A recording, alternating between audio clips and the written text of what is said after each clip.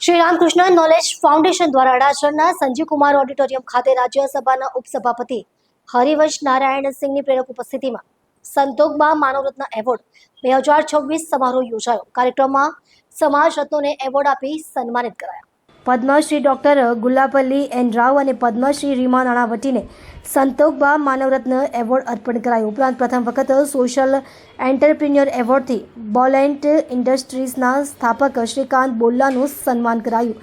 રાજ્યસભાના ઉપસભાપતિ શ્રી હરિવંશ સિંઘે કહ્યું કે આ એવોર્ડ પૂજ્ય સંતોકબાના દિવ્ય સેવા મૂલ્યનું જીવંત સ્વરૂપ છે।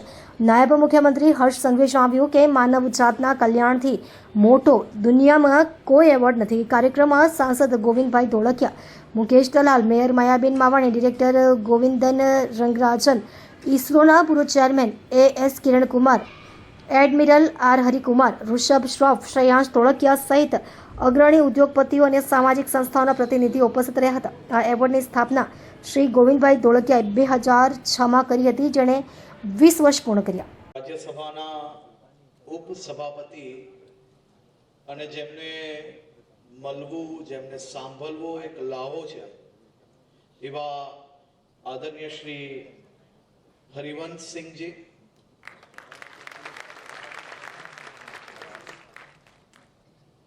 જેમનું જીવન અનેક લોકોને પ્રેરણા આપે છે, જેમને અનેક લોકોને સાચા માર્ગ પર વાળવા માટે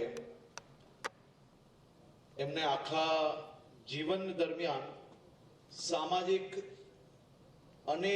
અનેક સંસ્થાઓમાં જેમનો ખૂબ મોટો હંમેશા યોગદાન હોય છે, જેમને હજારો લોકોને રોજગારી આપી અને સાથે સાથે સંસ્કાર આપવા માટેનો હંમેશા પ્રયાસ કર્યો, એવા આપના આદરણીય રાજ્યસભાના સાંસદ શ્રી ગોવિંદભાઈ ધોળકિયા, શ્રી ગોવિંદ કાકા,